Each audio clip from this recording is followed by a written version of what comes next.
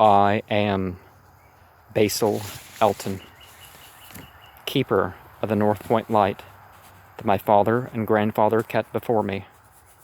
Far from the shore stands the gray lighthouse above the sunken, slimy rocks that are seen when the tide is low, but unseen when the tide is high. Past that beacon for a century has swept the majestic barks of the seven seas. In the days of my grandfather, there were many. In the days of my father, not so many. But now, there are so few that I sometimes feel strangely alone, as though I were the last man on our planet. From far shores came those white-sailed argosies of old. From far eastern shores, where warm suns shine, and sweet odors linger about strange gardens and gay temples. The old, joyous temples.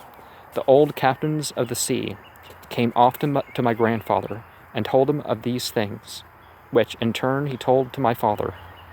And my father told to me in the long autumn evenings when the wind howled eerily from the east, and I have read more of these things, and of many things besides, in the books men gave me when I was young, and filled with wonder. But more wonderful than the lore of old men and the lore of books is the secret lore of ocean. Blue, green, gray, white, or black, smooth, ruffled, or mountainous, that ocean is not silent. All my days I have watched it and listened to it, and I know it well. At first it told me only the plain little tales of calm beaches and near ports, but with the years it grew more friendly and spoke of other things, of things more strange and more distant in space and time. Sometimes at twilight, the gray vapors of the horizon have parted to grant me glimpses of the ways beyond, and sometimes at night, the deep waters of the sea have grown clear and phosphorescent to grant me glimpses of the ways beneath.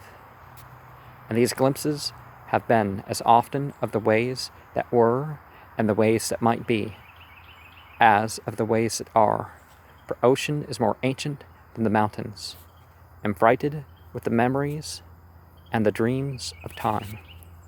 Out of the south it was that the white ship used to come, when the moon was full and high in the heavens. Out of the south it would glide very smoothly and silently over the sea. And whenever the sea was rough or calm, and whether the wind was friendly or adverse, it would always glide smoothly and silently. Its sails distant, and its long, strange tiers of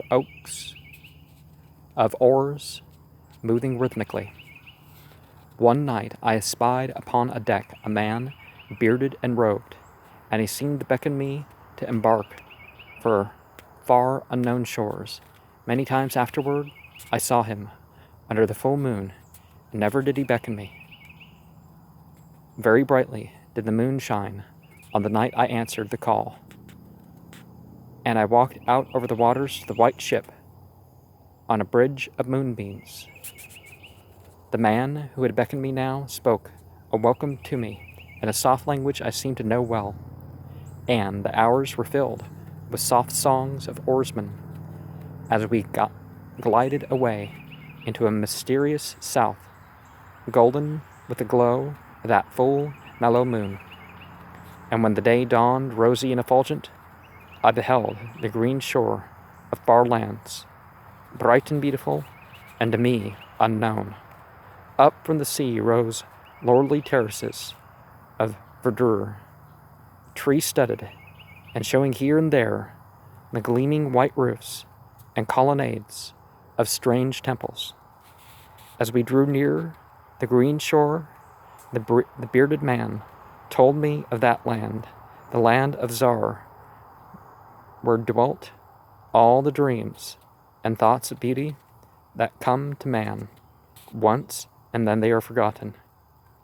And when I looked upon the terraces again, I saw that what he said was true, For among the sights before me were many things I'd once seen through the mists beyond the horizon.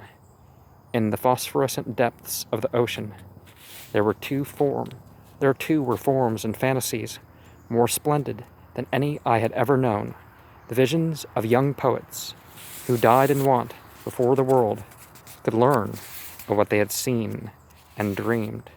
But we did not set foot upon the sloping meadows of Zar, for it is told that he who treads them may never more return to his native shore.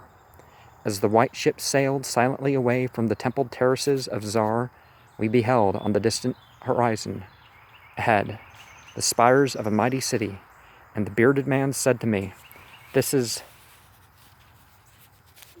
Thalarion, a city of 1,000 wonders, wherein reside all those mysteries that a man has striven in vain to fathom." There are certain things that do transcend thought. And I looked again at closer range and saw that the city was greater than any city I had known or dreamed of before.